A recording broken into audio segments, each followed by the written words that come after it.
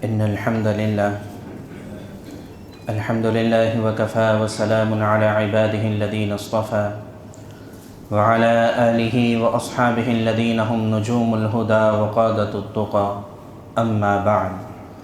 فأعوذ بالله من الشيطان الرجيم بسم الله الرحمن الرحيم لقد صدق الله رسوله الرؤيا بالحق لتدخلن المسجد الحرام إن شاء الله آمنين محلقين رؤوسكم ومقصرين لا تخافون فعلم ما لم تعلموا فجعل من دون ذلك فتحا قريبا صدق اللہ العظیم۔ میرے محترم بزرگ و دوستو، اللہ کے نبی صلی اللہ علیہ وسلم سے محبت اور عشق کا تقاضا یہ ہے کہ آپ کی زندگی اور آپ کی سیرت ہمارے سامنے ہو۔ جب ہمارے سامنے نبی پاک صلی اللہ علیہ وسلم کی سیرت ہوگی تو پھر آپ کی سنتوں کو اپنانا بھی آسان ہوگا اور اس سے رہبری حاصل کرنا بھی آسان ہوگا۔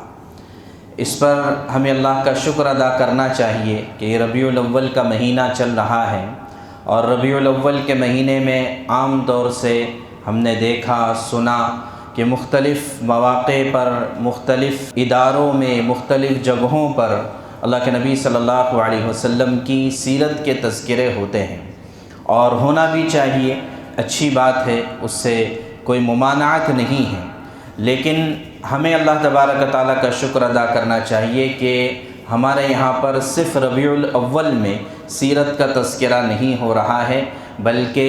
ایک سال الحمدللہ ہو چکا ہے۔ پچھلے ربیع الاول سے ہم نے سیرت کے اس تذکرے کو شروع کیا تھا، اور ہر ہفتے ہی ہم اللہ کے نبی صلی اللہ علیہ وسلم کی مبارک زندگی اور سنتوں کا تذکرہ کر رہے ہیں۔ اللہ کا احسان ہے، اللہ کا شکر ہے، اور اللہ سے دعا ہے کہ اللہ تبارک و تعالیٰ اس سلسلے کو جاری رکھے تاکہ ہم اپنے نبی پاک صلی اللہ علیہ وسلم کی مکمل زندگی کو کم سے کم ایک مرتبہ تو سن سکیں، ایک مرتبہ بول سکیں، تاکہ یہ سننا اور بولنا، یہ کہنا اور سننا، یہ ہماری زندگیوں میں آ جائے۔ اور سب سے بڑی بات یہ کہ ہم اس امر کے ذریعے، اس عمل کے ذریعے سے اللہ کے نبی صلی اللہ علیہ وسلم کی سفارش کی امید کر سکتے ہیں کہ اے اللہ کے رسول صلی اللہ علیہ وسلم کی ذات، ہم نے آپ کی پوری زندگی کا تذکرہ کہا بھی اور سنا بھی اور عمل بھی کرنے کی کوشش کی، اور ظاہر ہے کہ جو عمل کرے گا وہ دوسروں تک بھی پہنچانے کی ضرور فکر اور کوشش کرے گا۔ یہی مقصد ہے اس تذکرے کا، اور تو ظاہر ہے کہ اور اس کے علاوہ اور کوئی مقصد نہیں ہے۔ بہرحال بات ہماری چل رہی ہے کہ سن ہجری 5 کے واقعات ہمارے پورے ہو چکے، جس میں غزوہ احزاب پیش آیا تھا، خندق کا واقعہ پیش آیا تھا، اور اللہ تبارک و تعالیٰ نے اپنے فضل و کرم سے قریش کو ہزیمت عطا فرمائی، شکست عطا فرما دی تھی، اور قریش واپس ہونے پر مجبور ہو گئے۔ 10,000 کا لشکر لے کر آئے تھے، لیکن ان کا واپس جانا یقیناً ان کی ذلت بھی تھی، ان کی ہزیمت اور شکست بھی تھی، ان کی ہار بھی تھی، اور اسی کا اثر پورے عرب پر بھی پڑا۔ یہ واقعہ شوال کے مہینے میں رمضان کے بعد پیش آیا تھا، اور پھر شوال کے بعد ذوالقعدہ، ذوالحجہ، اور پھر چھٹی ہجری شروع ہو جاتی ہے۔ چھٹی ہجری کے پورے سال میں تقریباً رمضان کے بعد تک بھی کوئی بڑا واقعہ پیش نہیں آیا، چھوٹے موٹے واقعات پیش آتے رہے۔ اللہ کے نبی صلی اللہ علیہ وسلم صحابہ کرام کو روانہ کرتے رہے، ان مسائل کو حل فرماتے رہے۔ تو چھٹی ہجری کے تقریباً سال گزر چکا،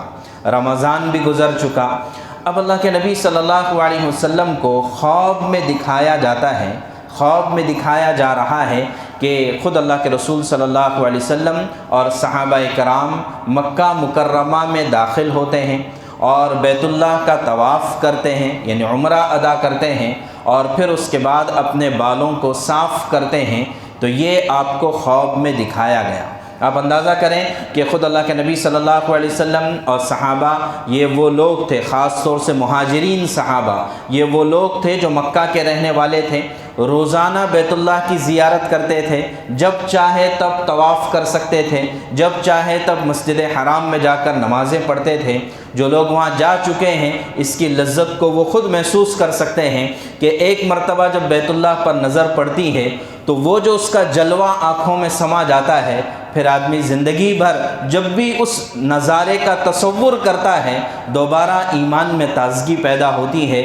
رونگٹے کھڑے ہو جاتے ہیں کہ بیت اللہ کا وہ پرکشش منظر جب بھی آدمی سوچتا ہے تو پھر وہی کیفیت پیدا ہو جاتی ہے۔ تو اب اندازہ کریں کہ یہ وہ لوگ تھے جو روزانہ بیت اللہ کو دیکھا کرتے تھے، لیکن اب 6 سال تقریباً ہو چکے ہیں، وہاں جانے کی سوچ بھی نہیں سک رہے تھے، اور حالات اتنے گمبھیر اور پریشان کن تھے کہ وہاں جانے کے بارے میں ان کے خیال میں بھی نہیں آ سکتا تھا۔ اب یہ کہ اللہ کے نبی صلی اللہ علیہ وسلم کو یہ خواب دکھایا جا رہا ہے۔ صبح میں اللہ کے نبی صلی اللہ علیہ وسلم نے تمام صحابہ کرام کے سامنے یہ خواب بتایا کہ میں نے ایسا ایسا خواب دیکھا ہے، اور نبیوں کا خواب سچا ہوتا ہے۔ تو لہٰذا صحابہ کے دلوں میں بھی ایک امنگ پیدا ہوئی، واقعی 6 سال ہو چکے ہیں، 6 سال ہو چکے ہیں بیت اللہ کی زیارت نہیں ہوئی، بیت اللہ کا دیدار نہیں ہوا۔ ہم اتنے دور رہ کر بھی ہماری تمنائیں رہتی ہے کہ کم سے کم ایک مرتبہ بیت اللہ کا دیدار ہو جائے۔ جو ایک مرتبہ جا کر آتا ہے وہ بار بار جانے کی دعائیں اور تمنائیں کرتا ہے، تو ان کا کیا حال اور کیفیت ہوگی ہم اندازہ کر سکتے ہیں۔ تو اس کیفیت کو دیکھتے ہوئے اللہ کے نبی صلی اللہ علیہ وسلم نے ارادہ فرمایا کہ چونکہ اب حالات کسی طریقے سے جو ہے قابو میں آ چکے تھے، اس لیے کہ اس سے پہلے بھی بات آ چکی ہے کہ بڑا مسئلہ قریش مکہ کے ساتھ تھا، تو غزوہ خندق کی وجہ سے ان کے اوپر بھی ایک طرح کی دھاک بیٹھ چکی تھی، اور دوسرا یہود تھے، یہودیوں کے ساتھ بھی مسائل حل ہو چکے تھے۔ جو منافقین تھے، منافقین کے اوپر بھی رعب قائم ہو چکا تھا واقعہ افک کے بعد سے۔ پھر جو بدو تھے عرب کے قبائل چھوٹے چھوٹے، ان کا بھی قلع کما ہو چکا تھا، ان کو بھی قابو میں کیا جا چکا تھا۔ تو جتنی مخالفتیں تھیں وہ تقریباً قابو میں آ چکی تھیں، تو لہٰذا بہت مناسب معلوم ہوا کہ اب عمرے کا ارادہ کیا جائے۔ چنانچہ اللہ کے نبی صلی اللہ علیہ وسلم نے اعلان فرمایا کہ ہم عمرے کے لیے جائیں گے۔ چنانچہ یہ ذوالقعدہ کا مہینہ تھا۔ اللہ کے نبی صلی اللہ علیہ وسلم نے ہجرت کے بعد 4 عمرے فرمائے ہیں، ایک حج فرمایا ہے۔ حج کا تذکرہ تو آئے گا آگے۔ عمرے جو 4 فرمائے ہیں، چاروں کے چاروں عمرے ذوالقعدہ کے مہینے میں ہوئے ہیں۔ ذوالقعدہ کے مہینے میں 4 عمرے حضور نے فرمائے ہیں۔ تو پہلا عمرہ تو یہی تھا جس میں آپ نے سن ہجری 6 میں عمرے کا احرام باندھا، لیکن اس سال عمرہ ہو نہیں سکا۔ 7ویں سال میں پھر جا کر عمرہ پورا کیا، تو وہ بھی ذوالقعدہ کے مہینے میں تھا۔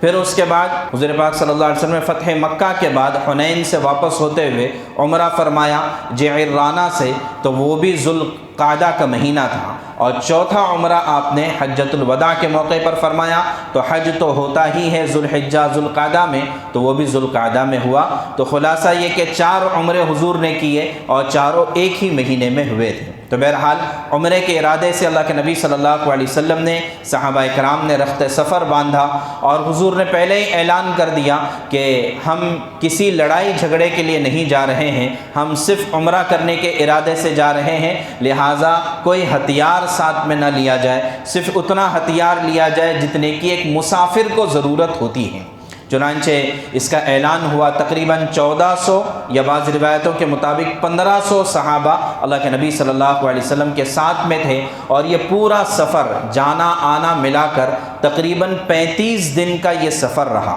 چنانچہ سب سے پہلے اللہ کے نبی صلی اللہ علیہ وسلم مدینہ منورہ سے نکل کر مقام ذوالحلیفہ میں پہنچے، جہاں سے احرام باندھا جاتا ہے، میقات ہے مدینے کی۔ اللہ کے نبی صلی اللہ علیہ وسلم وہاں پر پہنچے، آپ نے غسل فرمایا، آپ نے احرام کی چادریں پہن لی، اور اسی طرح اپنے ساتھ 70 اونٹ آپ نے لیے تھے قربانی کے لیے، اس لیے کہ اس کے بعد قربانی بھی کرنا تھی، تو اس لیے 70 اونٹ آپ نے لیے، اور مدینہ منورہ پر نمیلہ بن عبداللہ اللیثی رضی اللہ عنہ کو امیر مقرر فرمایا۔ عبداللہ ابن ام مکتوم رضی اللہ عنہ جو نابینا صحابی تھے، ان کو امام مقرر فرمایا کہ نماز آپ کو پڑھانی ہے، اور آپ اس طریقے سے روانہ ہوئے۔ ذوالحلیفہ میں ناجیہ بن اجدب الاسلمی رضی اللہ عنہ ان کے سپرد وہ 70 اونٹ آپ نے ان کے حوالے کیے اور خود اپنا جو اونٹ تھا اس کے اوپر نشان لگایا۔ اس زمانے میں اونٹ کے کوہان پر نشان لگایا جاتا تھا، اس بات کی علامت ہوتی تھی کہ یہ قربانی کا جانور ہے، چنانچہ آپ نے خود اپنے اونٹ پر نشان لگایا اور باقی اونٹ ناجیہ بن اسلمی رضی اللہ عنہ کے حوالے کیا۔ اور ایک اور صحابی بسر بن سفیان الکعبی، ان کو متعین کیا اور ان کو آگے بھیج دیا اور ان سے فرمایا کہ آگے کے جو بھی احوال ہے وہ ہمیں بتاتے رہنا، اس لیے کہ یہ تو پتہ تھا کہ کفار مکہ تو کوئی استقبال کے لیے کھڑے نہیں رہیں گے، لیکن اپنی طرف سے تیاری پوری تھی کہ ہم لڑائی جھگڑا نہیں کریں گے، ہم صرف عمرہ کرنے کے لیے جا رہے ہیں۔ چنانچہ ایک صحابی کو آگے روانہ کیا اور اللہ کے نبی صلی اللہ علیہ وسلم کا قافلہ چلتا رہا، یہاں تک کہ چھٹے دن آپ مقام ابوا پر پہنچے۔ مقام ابوا وہی جہاں پر آپ کے والدہ حضرت آمنہ رضی اللہ عنہا کی قبر مبارک ہے، لیکن اس سفر میں آپ کا قبر پر جانا یہ نہیں ملتا ہے، حجۃ الوداع کے سفر میں ملتا ہے، لیکن اس سفر میں آپ کا لیکن مقام ابوا پر قیام کرنا ملتا ہے۔ وہاں کے جو بعض سرداران تھے یہ حضور کی خدمت میں آئے، کسی نے بکریوں کا ہدیہ پیش کیا، کسی نے اور چیزیں اونٹ کا ہدیہ پیش کیا، اور ایک قبیلہ آیا، حضور نے ان کو اسلام کی دعوت دی لیکن انہوں نے اسلام قبول کرنے سے انکار کر دیا، اس کو بھی حضور نے برداشت کیا۔ ضروری نہیں ہم جس کو دعوت دیں تو سامنے والا اس کو قبول کرے، یہ ضروری نہیں ہے، ہدایت اللہ کے ہاتھ میں ہے، ہاں البتہ پیغام پہنچانا ہماری ذمہ داری ہے۔ تو بہرحال پھر اس کے بعد ہوتے ہواتے 10واں دن آیا، اللہ کے نبی صلی اللہ علیہ وسلم ایک مقام پر پہنچے تو وہاں پر وہ جو صحابی بسر بن سفیان الکعبی جن کو آگے بھیجا تھا حالات کی تحقیق کرنے کے لیے، وہ بھاگتے دوڑتے واپس آیا اور فرمایا کہ اللہ کے رسول صلی اللہ علیہ وسلم آپ کے آنے کی خبر قریش مکہ کو ہے اور انہوں نے قسم کھا لی ہے کہ ہم آپ کو مکے میں داخل ہونے نہیں دیں گے۔ حالانکہ قریش یہ بیت اللہ کے رکھوالے تھے اور ہر ایک کے لیے بیت اللہ کا دروازہ کھلا تھا، لیکن چونکہ یہ لوگ ابھی ہار جھیل کر آئے تھے پچھلے سال ہی، اور اس کے علاوہ بھی مختلف کوششیں ان کی ناکام ہو چکی، بدر کا واقعہ پیش آیا وہاں پر شکست کھائے تھے، احد کے واقعے میں اگرچہ دونوں طرف برابری رہی، یعنی نہ پوری طرح سے مشرکین کی فتح ہوئی نہ مسلمانوں کی فتح ہوئی، پھر اس کے بعد خندق کا واقعہ پیش آیا، اس میں پوری طرح سے شکست ہو گئی، ہار ہو گئی، تو اب یہ سارے بدلے ان کے دلوں میں تھے، تو اس لیے انہوں نے کہہ دیا، تو انہوں نے آ کر بتایا، بسر بن سفیان نے آ کر بتایا کہ یہ لوگ تو پوری طرح سے تیاری کرتے ہوئے آئے ہیں۔ اللہ کے نبی صلی اللہ علیہ وسلم نے فرمایا کہ نہیں ہم لڑائی جھگڑے کے ارادے سے نہیں نکلے ہیں، اور اب تو جب اتنی ساری ہار قریش جھیل چکی ہے اب تو ان کے لیے بھی لڑائی کرنا مناسب نہیں ہے، زیادہ مناسب ان کے لیے یہ ہے کہ میرے اور عرب کے درمیان راستہ چھوڑ دیں، اگر عرب میرے دین کو قبول کرتے ہیں تو یہ بھی قبول کر لے، کوئی حرج نہیں ہے، اور اگر عرب نہیں قبول کرتے ہیں تو ٹھیک ہے یہ ان کے ساتھ ہو جائیں، لیکن مجھے اللہ کی ذات سے امید ہے کہ اللہ میرے دین کو غالب کر کے رہے گا۔ بہرحال تو اب اللہ کے نبی صلی اللہ علیہ وسلم بھی تھوڑے سے چوکنا ہو گئے کہ سامنے پتہ نہیں کیا حالات پیش آتے ہیں، یہاں تک کہ 11ویں دن آپ مقام حدیبیہ پر پہنچ گئے۔ حدیبیہ یہ مکے سے بالکل قریب کا ایک مقام ہے، آج کل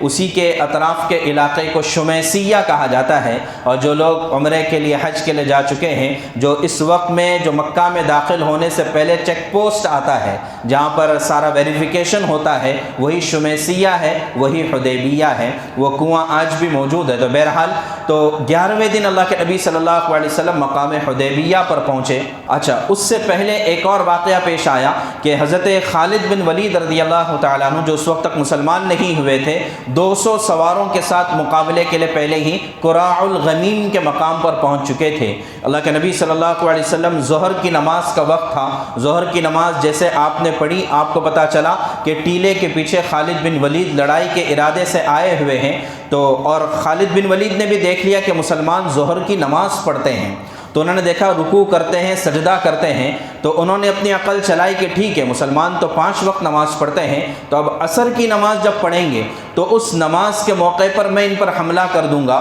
اور حملہ کر کے ان کا کام تمام ہو جائے گا۔ چنانچہ اس لیے کہ مسلمان تو ایک جماعت کے ساتھ نماز پڑھتے تھے نا، مسلمان تو ایک جماعت کے ساتھ نماز پڑھتے تھے، وہ دوسری جماعت نہیں بناتے تھے، تو لہٰذا ایک جماعت کے ساتھ مسلمان نماز پڑھنے والے ہیں، تو عصر کی نماز کا وقت جیسے قریب آیا فوراً جبریل علیہ الصلاۃ والسلام وحی لے کر آئے اور قرآن کی آیت لے کر آئے، وَإِذَا كُنْتَ فِيهِمْ فَأَقَمْتَ لَهُمُ الصَّلَاةَ فَلْتَقُمْ طَائِفَةٌ مِّنْهُمْ مَعَكَ وَلْيَأْخُذُوا أَسْلِحَتَهُمْ کہ اللہ کے نبی صلی اللہ علیہ وسلم جب آپ نماز پڑھائیں تو عام نماز نہ پڑھائیں، صلاۃ الخوف والی نماز پڑھائیں۔ صلاۃ الخوف والی نماز کیا ہوتی ہے کہ جب دشمن سے مقابلہ ہو تو آدھے لوگ یعنی امام کے پیچھے سب کھڑے ہو جائیں گے، نماز اللہ اکبر کہہ کر جو ہے رکعت باندھ دیں گے، لیکن جب رکوع اور سجدہ ہوگا تو اس میں آدھے لوگ سجدہ کریں گے، آدھے لوگ دشمن کے مقابلے میں کھڑا رہیں گے۔ جب ایک رکعت پوری ہو جائے گی تو اب وہ جو دشمن کے مقابلے میں تھے وہ نماز میں آ جائیں گے، جو نماز میں تھے وہ دشمن کے مقابلے میں چلے جائیں گے۔ یہ ایک مستقل پوری ترتیب ہوتی ہے نماز کی صلاۃ الخوف کے نام سے۔ تو وہ آیت نازل ہو گئی، تو جب عصر کی نماز کا وقت آیا خالد بن ولید نے اپنے پلان کے مطابق حملہ کرنا چاہا تو دیکھا یا تو معاملہ ہی بدلا ہوا ہے، آدھے لوگ نماز میں ہیں، آدھے لوگ مقابلے کے لیے تیار ہیں، تو بہرحال ان کا معاملہ فیل ہو گیا۔ اللہ کے نبی صلی اللہ علیہ وسلم نے عصر کی نماز کے بعد اپنا راستہ بدل دیا۔ کیوں بدل دیا؟ کہ ہمیں مقابلہ نہیں کرنا ہے۔ بہرحال بدل کر آپ جو ہے مقام حدیبیہ پر پہنچے۔ 11واں دن تھا، یہ مقام حدیبیہ پر پہنچے تو وہاں پر صرف ایک کنواں تھا اور اس میں بھی پانی کم پڑ گیا، 1500 لوگوں کا مجمع ہے تو پانی کم پڑ گیا۔ اللہ کے نبی صلی اللہ علیہ وسلم نے اپنے تیروں میں سے ایک تیر نکالا اور کہا کہ جا کر اس کو کنویں میں ڈال دینا۔ چنانچہ اس کنویں میں جیسے اس تیر کو ڈالا گیا، کنویں کے اندر سے پانی کا چشمہ ابلنے لگا اور یہاں تک کہ پانی کی سطح اوپر آ گئی اور تمام لشکر پھر جو ہے پانی کا استعمال کرتا رہا۔ یہ اللہ کے نبی صلی اللہ علیہ وسلم کے معجزات میں سے تھا۔ ام سلمہ رضی اللہ عنہا جو اس سفر میں ساتھ تھی، وہ فرماتی ہے کہ ایک بچہ آیا حضور کے پاس، حضور نے ان کو برکت کی دعا دی تو ان کے برکت کی دعا کا اثر یہ ہوا کہ یہ جو ہے بعد میں خلافت راشدہ کے بعد تک بھی ان کی عمر لمبی ہو گئی۔ حضور نے جو ہے بارک اللہ فیک کہا تھا کہ اللہ تعالیٰ تیری عمر میں برکت عطا فرمائے۔ تو یہ معجزات اللہ کے نبی صلی اللہ علیہ وسلم کے ساتھ ہوا کرتے تھے۔ تو بہرحال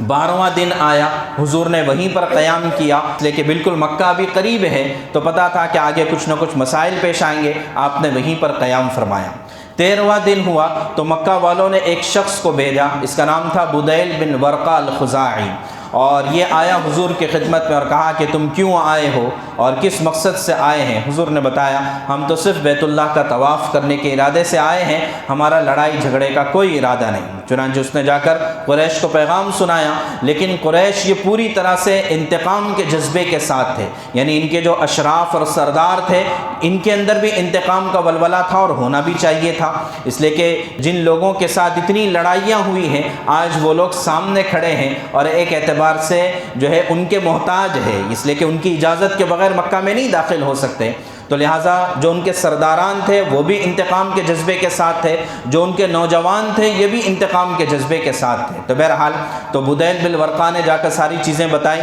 لیکن پھر بھی جو ہے قریش کو اطمینان نہیں ہوا، تو پھر 14ویں دن انہوں نے مکرز بن حفص کو بھیجا، تم جا کر بات کرنا۔ اللہ کے نبی صلی اللہ علیہ وسلم نے جیسے اس کو دیکھا فرمایا کہ یہ گڑبڑ آدمی ہے، یہ برا آدمی ہے، جو میں چاہتا ہوں اس کے مطابق یہ نہیں کرے گا۔ تو بہرحال وہ آیا، اللہ کے نبی صلی اللہ علیہ وسلم نے اس کو بھی اپنی بات بتا دی، ہم لڑائی کے لیے نہیں آئے ہیں، صرف بیت اللہ کا طواف کرنا چاہتے ہیں۔ اس نے جا کر بتایا، لیکن پھر بھی اس نے قریش کو پوری بات نہیں بتائی اور خود یہ کہا کہ میں جا کر محمد صلی اللہ علیہ وسلم کا نعوذ باللہ جا کر مقابلہ کرنے کے لیے تیار ہوں۔ چنانچہ کچھ لوگوں کو لیا اور لا کر جو ہے حضور سے مقابلہ کرنا چاہا، لیکن صحابہ نے ان سب کو گرفتار کر لیا اور گرفتار کر کے حضور کے پاس پہنچا دیا۔ بہرحال پھر 15واں دن آیا تو قریش مکہ نے ایک اور جو حبشیوں کا سردار تھا، اس کا نام تھا حلیس بن علقمہ الکنانی، اس کو بھیجا۔ تو یہ جو قبیلہ تھا یہ قبیلہ قربانی کے جانوروں کی بڑی عزت کرتا تھا، اس لیے کہ ہر ایک کا ایک الگ الگ مزاج ہوتا ہے۔ تو اللہ کے نبی صلی اللہ علیہ وسلم جیسے دیکھا کہ حلیس آ رہے ہیں، فرمایا کہ جتنے قربانی کے جانور ہیں 70 جانور ساتھ میں تھے، فرمایا کہ ان سب کو کھڑا کر دو۔ تو جیسے قربانی کے جانور کھڑے ہوئے تھے، اس لیے کہ اس کے اوپر نشان بھی لگا ہوا ہوتا تھا، تو جیسے حلیس نے دیکھا تو حضور کی خدمت میں ہی نہیں آیا، سیدھا جانور دیکھ کر واپس چلا گیا اور کہا کہ مکہ والو کہ تم ایسے آدمی کو کیوں اللہ کے گھر سے روکتے ہو جو قربانی کا جانور لے کر آیا ہے، اور واقعی صرف جو ہے وہ طواف کرنے کے ارادے سے آئے ہیں، میں خود جانور دیکھ کر آیا ہوں۔ لیکن جو ہے مکہ کے کچھ نوجوانوں نے جو ہے کہا کہ نہیں، تم حبشی لوگوں کو تم کو کیا پتہ ہے، اس طرح کی کوئی بات کہہ دی، اس کو غصہ آ گیا، آپس میں کچھ لڑائی ہونے جیسی تھی قریش کی آپس میں ہی۔ تو وہاں پر ایک سمجھدار آدمی تھے، اس کا نام تھا عروہ بن مسعود الثقفی، بعد میں چل کر یہ بھی مسلمان ہوئے۔ انہوں نے کہا کہ قریش والوں، تم کو مجھ پر تو اعتماد ہے؟ کہا کہ ہاں تم پر اعتماد ہے۔ کہا کہ میں جاتا ہوں۔ تو یہ تقریباً 16واں دن تھا، عروہ بن مسعود حضور پاک صلی اللہ علیہ وسلم کی خدمت میں آئے، اور چونکہ یہ بڑے سرداروں میں سے تھے اور جو ہے ان کا بڑا تجربہ تھا، تو فرمایا کہ قریش سے یہ کہہ کر آئے تھے کہ دیکھو میں قیصر اور کسریٰ کے درباروں میں بھی جا چکا ہوں، تو لہٰذا میں جا کر محمد صلی اللہ علیہ وسلم کو منا لوں گا۔ چنانچہ جو ہے یہ حضور کی خدمت میں آیا اور حضور سے بے تکلفانہ باتیں کرنے لگا، یعنی سمجھانے لگا۔ کہا کہ محمد صلی اللہ علیہ وسلم کہ تم یہ چند لوگ جو تمہارے ساتھ آج نظر آ رہے ہیں، ان کو لے کر مکہ والوں کے پاس آئے ہو، کیا پتہ مکہ والے اگر جو ہے تمہارا مقابلے پر آ جائے تو یہ سب تمہارا ساتھ چھوڑ کر بھاگ جائیں گے۔ تو یعنی صحابہ کے بارے میں کہا کہ یہ سب تمہارا ساتھ چھوڑ کر بھاگ جائیں گے۔ حضرت ابو بکر رضی اللہ عنہ وہاں کھڑے تھے۔ حضرت ابو بکر حالانکہ نرم مزاج آدمی، لیکن ان کو یہ سن کر غصہ آیا اور کہا کہ جو ہے بہت بری بات، بہت برے الفاظ حضرت ابو بکر کی زبان سے نکلے، اور اس کو کہا عروہ بن مسعود کو کہ تو کیسے کہہ سکتا ہے کہ ہم اللہ کے نبی صلی اللہ علیہ وسلم کو چھوڑ کر چلے جائیں گے؟ کہا کہ یہ کون ہے؟ کہا کہ یہ ابن ابی قحافہ ہے، یہ ابو بکر ہے۔ کہا کہ اگر اس کا احسان مجھ پر نہیں ہوتا تو اس کی گالی کا جواب میں دیتا تھا، لیکن بہرحال پھر اس کے بعد یہ ہوا کہ وہ اور اپنی بات کرنے لگا۔ تو عروہ بن مسعود نے بات کرتے کرتے بار بار وہ حضور کی داڑھی میں ہاتھ ڈالتا تھا، اپنی بات سمجھانے کے لیے بے تکلفانہ انداز میں حضور کی داڑھی میں ہاتھ ڈالتا تھا۔ تو وہیں پر ایک اور صحابی موجود تھے،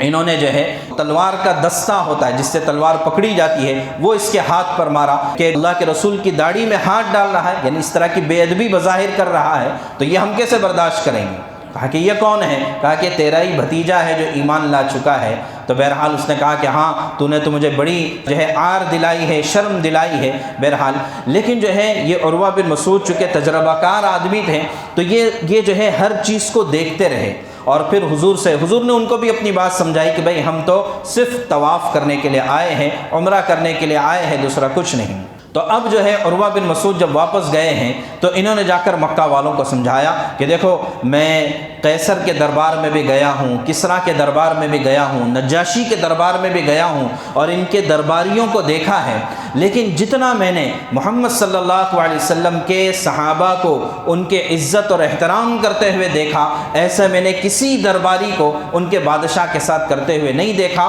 مجھے یقین ہے کہ یہ بادشاہت نہیں، کوئی اور چیز ہے کہ جس کی وجہ سے، اس لیے کہ بادشاہ کا آدمی اعزاز اور اکرام کرتا ہے اس کی کرسی کی وجہ سے اور اس کے پیسوں کی وجہ سے، اس کے دبدبے کی وجہ سے، لیکن میں نے یہ محمد صلی اللہ علیہ وسلم کے صحابہ کو دیکھا، یہ دل سے محبت کرتے ہیں، اسی وجہ سے میں نے دیکھا کہ جب یہ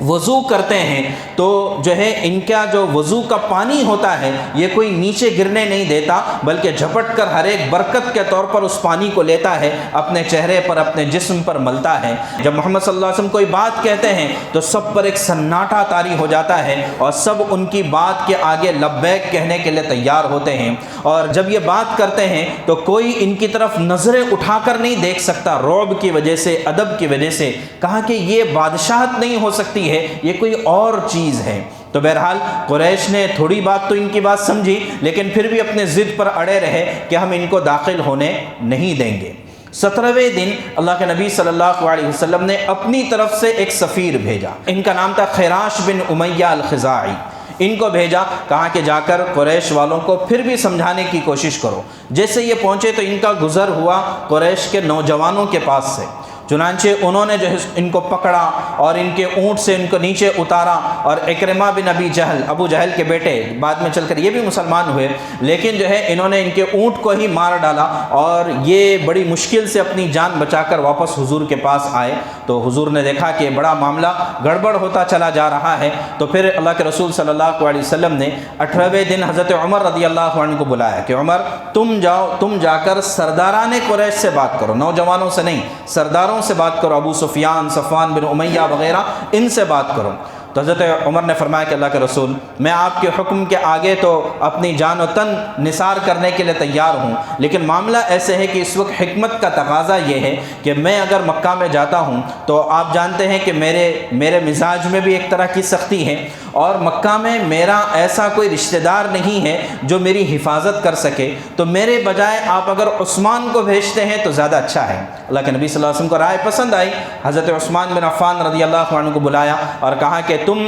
میری طرف سے سفیر بن کر جانا اور سرداران مکہ کو سمجھانا ہم کیوں آئے ہیں۔ چنانچہ حضرت عثمان رضی اللہ عنہ تشریف لے گئے، اپنے چچازاد بھائی ابان بن سعید تھے، تو ان کے ذریعے سے مکہ میں داخل ہوئے، اور اللہ کے نبی صلی اللہ علیہ وسلم نے ان کو دو کام بتائے تھے، ایک یہ کہ سرداران مکہ سے بات کرنا، اور دوسرا مکہ میں جو کمزور مسلمان ابھی بھی رہتے ہیں اور ان کے ساتھ مکہ والے ظلم کرتے ہیں، ان کی تھوڑی سی تسلی کر دینا اور ان کو صبر کا حکم کرنا اور ان کو میری طرف سے بشارت سنا دینا کہ عنقریب اللہ تبارک تعالیٰ کوئی راستہ کھولنے والے ہیں۔ چنانچہ حضرت عثمان رضی اللہ عنہ جیسے پہنچے اور پہنچ کر یہ دونوں کام کیے، مکہ والوں کو بھی سمجھایا اور اسی طرح چھپ کر جا کر ان مسلمانوں سے بھی ملے۔ تو مکہ والے چونکہ حضرت عثمان کی بڑی عزت کیا کرتے تھے اور ان کا خاندان ابھی بھی مکے میں بڑا آباد تھا، تو ان کے ساتھ جو ہے زیادہ بے اکرامی نہیں کر سکے۔ البتہ حضرت عثمان سے فرمایا ان لوگوں نے کہ ہم محمد صلی اللہ علیہ وسلم کو تو طواف کرنے نہیں دیں گے، لیکن آپ اگر چاہیں تو طواف کر سکتے ہیں، حالانکہ یہ احرام کی حالت میں گئے ہوئے تھے۔ کہا کہ یہ کیسے ہو سکتا ہے کہ تم اللہ کے رسول صلی اللہ علیہ وسلم کو تو روکو اور میں طواف کر کر چلا جاؤں؟ نہیں، ایسا نہیں ہو سکتا ہے۔ تو بہرحال ان کاموں کے لیے حضرت عثمان رضی اللہ عنہ کو کچھ دن وہاں پر لگ گئے، یعنی یہ گئے تھے 18ویں دن، تو 18، 19، 20 3 دن ہو گئے، حضرت عثمان رضی اللہ عنہ واپس نہیں آئے۔ اور عجیب اللہ کا کرنا یہ کہ یہاں پر یہ افواہ پھیل گئی کہ مکہ والوں نے حضرت عثمان رضی اللہ عنہ کو بھی قتل کر دیا، اس لیے کہ اس سے پہلے خیراش بن امیہ کے ساتھ ایسے ہی ہوا تھا، تو کہا کہ عثمان کو قتل کر لیا۔ تو اللہ کے نبی صلی اللہ علیہ وسلم کو جوش آیا، جلال آیا، تو آپ ایک درخت کے نیچے بیٹھ گئے اور صحابہ کرام سے کہا کہ چلو آؤ، کون ہے جو میرے ہاتھ پر بیعت کرنے کے لیے تیار ہے؟ کس بات پر بیعت کرنا ہے؟ تو جو ہے حضور نے کہا کہ موت پر بیعت کرنا ہے، یعنی مرتے دم تک میرا ساتھ دیں گے، اور اگر عثمان کو انہوں نے قتل کیا ہے تو عثمان کا ہم بدلہ لیں گے، اور اس بات پر بیعت کریں گے کہ کبھی بھی میدان جنگ چھوڑ کر نہیں جائیں گے۔ چنانچہ صحابہ سب اس بات کے لیے تیار ہوئے۔ سب سے پہلے ابو سنان الاسدی رضی اللہ عنہ یہ آئے اور حضور کے ہاتھ پر بیعت فرمایا، اور پورے 1500 صحابہ نے حضور کے ہاتھ پر بیعت کی۔ اللہ تبارک تعالیٰ کو یہ بیعت اتنی پسند آئی، اللہ نے قرآن میں اس کا ذکر کیا، فرمایا ان الذین یبایعونک انما یبایعون اللہ ید اللہ فوق ایدیہم، کہ جو لوگ آپ کے ہاتھ پر بیعت کرتے ہیں حقیقت میں اللہ کے ہاتھ پر بیعت کر رہے ہیں، اور اللہ کا ہاتھ ان کے ہاتھ پر ہے، یعنی اللہ کی مدد ان کے ساتھ ہے۔ کہیں پر فرمایا لقد رضی اللہ عن المؤمنین اذ یبایعونک تحت الشجرہ فعلم ما فی قلوبہم فانزل السکینۃ علیہم واثابہم فتحا قریبا ومغانم کثیرۃ یأخذونہا، کہ جن لوگوں نے آپ کے ہاتھ پر درخت کے نیچے بیعت کی ہے اللہ تعالیٰ ان سے راضی ہو چکا ہے۔ تو اللہ صحابہ سے راضی ہو چکا ہے اور فرمایا کہ اللہ تبارک تعالیٰ جو ہے تمہیں بہت سارے مال غنیمت کا وعدہ کرتا ہے، اللہ ان قریب تم کو مال غنیمت عطا کرنے والا ہے۔ تو لہٰذا بیعت یہ ایک طریقہ ہوتا ہے۔ بعض صحابہ اتنے جوشیلے تھے کہ انہوں نے جو ہے 3 مرتبہ بیعت کی، 3 مرتبہ، پہلے شروع میں، درمیان میں، بعد میں جو ہے آ کر حضور کے ہاتھ پر بیعت کی۔ جب تمام صحابہ پورے ہو گئے تو حضور نے اپنا داہنا ہاتھ لیا اور اپنا بایاں ہاتھ لیا اور اس طرح سے کر کے فرمایا کہ یہ عثمان کی طرف سے بیعت ہے، کہ یہ عثمان کا، میں اپنے ہاتھ کو عثمان کا ہاتھ قرار دیتا ہوں اور عثمان کی طرف سے بیعت کرتا ہوں۔ چنانچہ یہ بیعت کا عمل ہوا اور 21ویں دن یعنی چوتھے دن ہی حضرت عثمان رضی اللہ عنہ واپس آ گئے صحیح سلامت۔ تو اب ظاہر ہے کہ یہ ایک عمل کروانا تھا، صحابہ کرام کو ایک جذبے کے ساتھ تیار کرنا تھا۔ انشاءاللہ اس کی تفصیلات آگے بیان کریں گے، لیکن اس واقعے کے ذریعے سے بتانا یہ تھا کہ آدمی محض اپنے جوش اور جذبے کی بنیاد پر دین کا کام نہ کریں، بلکہ اللہ اس کے رسول کی تابعداری کے ساتھ دین کا کام کریں۔ چنانچہ بعد میں چل کر صلح ہو گئی، حالانکہ ابھی تو بیعت لی، کس بات پر بیعت لی؟ کہ مرتے دم تک ساتھ دیں گے اور میدان چھوڑ کر نہیں جائیں گے، اس بات پر بیعت لی۔ لیکن اگلے مرحلوں سالوں میں یہ ہوا کہ یہیں پر صلح ہو گئی، اسی حدیبیہ میں، صلح حدیبیہ مشہور ہے، یہیں پر صلح ہو گئی۔ تو اب صحابہ کرام کے لیے کتنا مشکل ہوا تھا کہ اس بات کو قبول کرنا کہ ابھی تو ہم جان دینے کے لیے تیار تھے اور ابھی دب کر صلح کرنی پڑ رہی ہے۔ انشاءاللہ اس کی تفصیلات کو بتائیں گے، لیکن خلاصہ یہ ہے کہ ہمیں دین کا کام کرنا ہے، اللہ رسول کے حکموں کے تابع ہو کر اور آپ کی سنتوں کے مطابق ہمیں دین کا کام کرنا ہے۔ جوش کے ساتھ جو ہے دین کا کام نہیں ہوتا، بلکہ ہوش اور حکمت کے ساتھ دین کا کام ہوتا ہے۔ اللہ تبارک و تعالی ہمیں ان باتوں کو سمجھنے کی اور اس پر عمل کرنے کی توفیق عطا فرمائے۔ یا رب صلی وسلم دائما ابدا علی حبیبک خیر الخلق کلہم۔